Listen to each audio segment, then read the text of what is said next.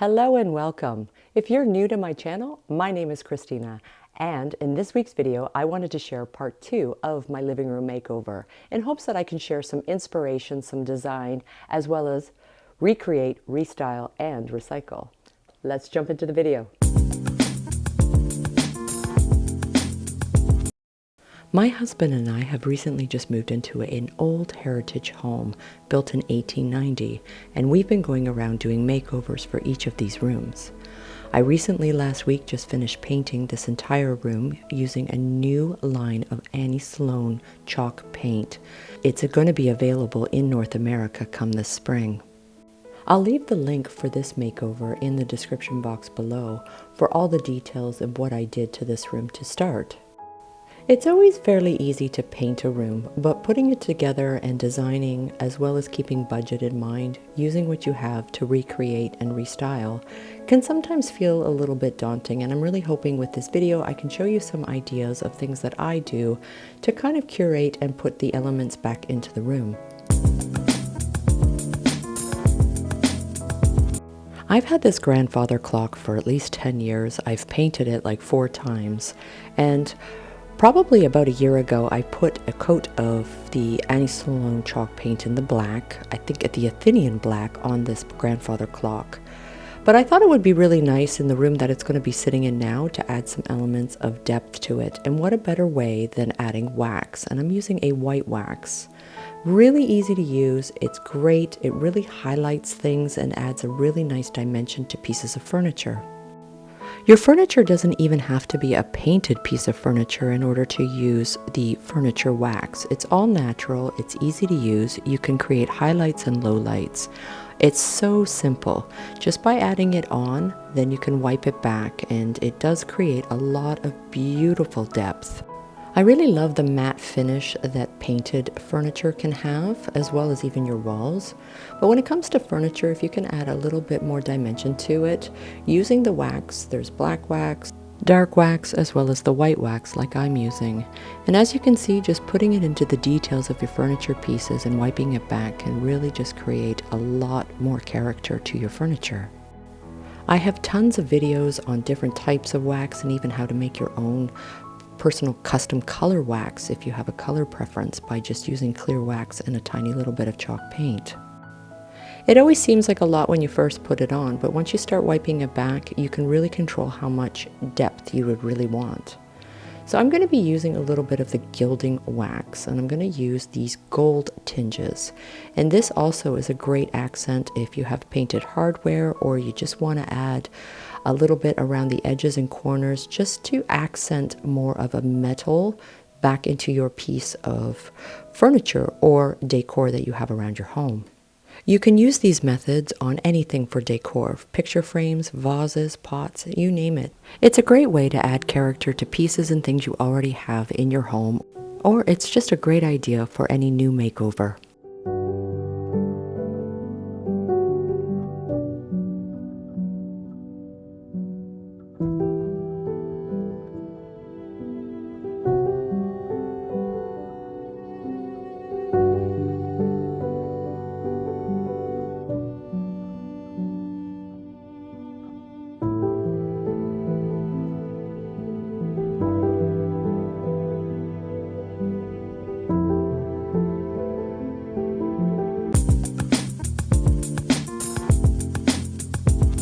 I really wanted to upgrade this fireplace, but I really didn't want to do anything drastic to it, as I do really like the tiles, I really like the character. The fireplace itself is original, but the tiles were replaced at some point, probably in 1990s. So just with a little bit of Fantastic and Vim, I'm hoping I can get some of these burnt marks that were here when we moved in, and just really give the tiles a really good scrub. This is going to help me with my next step. All of the tiles and the grout, everything is in really good condition, so I didn't feel it was really necessary to rip it out and put new ones in, but I wanted to come up with something that maybe I could give it a refresh new look. So I wanted to do something that was simple, but a little bit impactful. So I thought I'm just going to use the regular Sloan chalk paint. And I thought maybe I'll do a mix of two, but in the end I ended up just using old white chalk paint. I love the color hue of these little glass tiles that were encased around the frame of the fireplace, so I didn't want to lose that, but I just felt that these tiles could use a beautiful highlight. So I'm thinking that if I go and put a nice simple chalk paint wash on here, that should give me what I'm looking for. But in order to achieve what I wanted, I really wanted to start with a very, very diluted version of the chalk paint.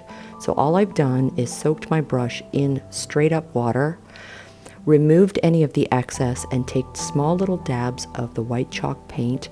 So I didn't actually make a ratio of, say, like 50-50. I just started out with the most diluted version to see what it would do as far as highlights on this tile and the grout. I like to have the damp cloths as well as the dry cloths available. With the damp cloths, it allows me to kind of give a ragging effect, so it allows the chalk paint to kind of sit in the low points without actually wiping back the chalk paint wash. If for any reason I have a little too much water on my brush, I have the dry cloths available to wipe up any excess. So all I did at the beginning was try to figure out the viscosity as well as the dilution, that ratio balance of what I wanted to achieve on these tiles. So this is my first chalk paint wash, and I'm going to say it was probably about 60% paint to 40% water, somewhere in that. But play around, and I find doing it this method allows you a little bit of flexibility. And as you're experimenting with your chalk paint wash, it's really good just to start with that really diluted and kind of build up to it. So once your first wash is dried, stand back, take a look, and if you want it to be a little bit more concentrated, go ahead and put another wash on there and kind of build up the volume and tone color that you're looking for. I would generally just swap it out using my damp cloth just to kind of pat it down. And again, I'm just trying to take off the high points, any of the paint or the wash, but making sure that the paint wash itself is sitting in those low points. I don't recommend this method on anything that has a high glazed finish to it. In that respect, I would probably recommend that you would probably just have to paint your tiles. But if you do have ones that have a lot of texture to them and they don't have a glazed finish to it, a chalk paint wash is a great alternative. I didn't have any on hand, but I do plan on putting a lacquer, which is clear, a finish on here. So that way if I need to go back and clean or wipe down the tiles, they'll be protected after the paint wash. The Sloan products carry a lacquer finish, and it comes in a gloss or a matte finish. And you can check your local stockist to see if they have any available for you if this is something that you would like to try. I'm just using a flat palm chippy brush, so that way working on these vertical angles, as well as these tiny little square tiles. I'm actually going to wipe back all of the chalk paint because the reason I've applied it there is because I want the grout around those little tiny tiles just to lighten up with the white wash chalk paint. As I mentioned, build your layers of chalk paint wash. Start with something really diluted and build up. On the bottom half, I've done 2 coats of wash, and on the top half I've only done the 1. So you can see how you can just build up the tone color that you're looking for. I really feel that this was a great way to kind of give these tiles an update without doing anything too drastic. As I say, they were in impeccable condition. Now from the first makeover from last week to this week, I've actually had to go around all of the built-in cabinet and around the fireplace with a second coat because I only put on 1 coat. So I was able to finish this fireplace and make my little chalk paint mess around there, as well as clean the little border with my second coat.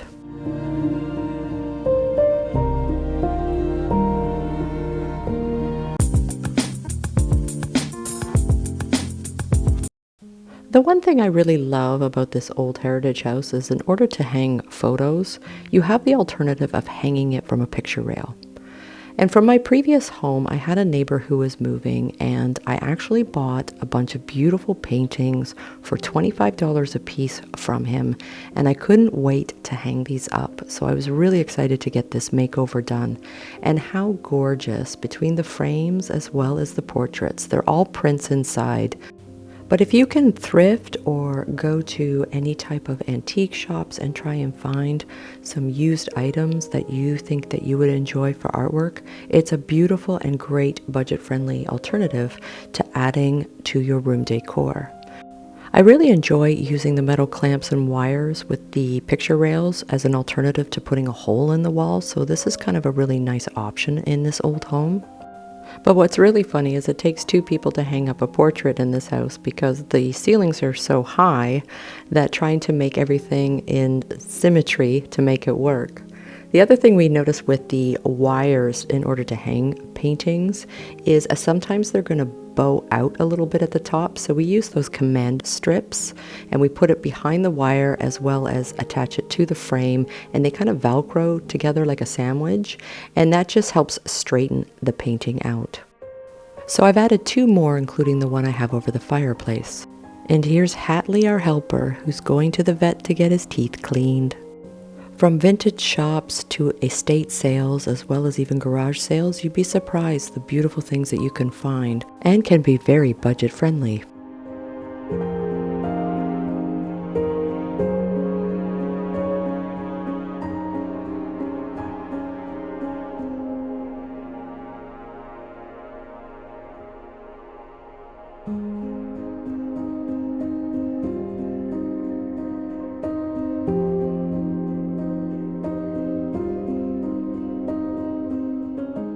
If you're ever looking for artwork, and again keeping budget in mind, I love to go to Zazzle.com. You can get prints as well as decoupage paper, and the variety is endless, and you can even get different sizes. So you can get the thin decoupage paper or the large, thicker paper prints, and I've bought a whole bunch that I would like to use in other room makeovers. So what I'm going to do is I have some thrifted oval frames with the glass.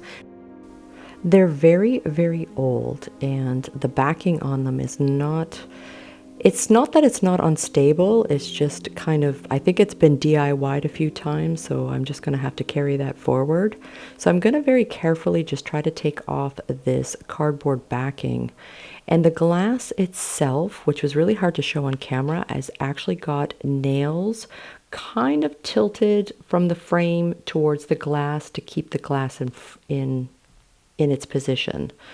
So it was really cute that they had these music note sheets in there for character, but I'm going to take them out as they were kind of falling and they weren't staying in their spot. And I thought by using a large print and kind of cutting around, making an oval shape, I'm going to actually puncture that print to the nails that are they're exposed, but they're not dangerous. They're just there again to hold the glass in place. So again, I'm just completely carrying on a DIY. I'm just kind of winging this. And sometimes with these old vintage finds, you just kind of have to figure it out as you go. And that's all I'm trying to do here. So I started to cut, and I'm going to cut a little bit more, but the trick that I needed is that I need the sheet to kind of carry through and make a concave with that glass without it creasing or getting too wrinkly. So I'm just going step by step here. I wasn't even sure if this was even going to work. It's one of those projects that's like, I'm just going to try it. I'm just going to see if I can do something and see if I can create the image of what I'm looking for. And I'm just going to kind of just wing it as I go. So I added some tape, I put the backing back on, I secured it the best that I could, and it actually worked, and I was pretty happy with the results. Sometimes those easy DIYs that you figure out can sometimes work really great for decor.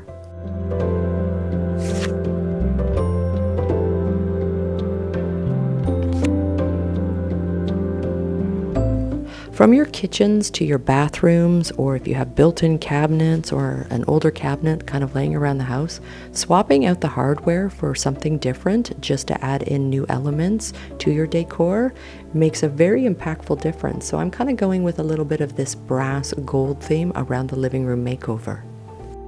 Sometimes those small features in your makeovers can be very impactful.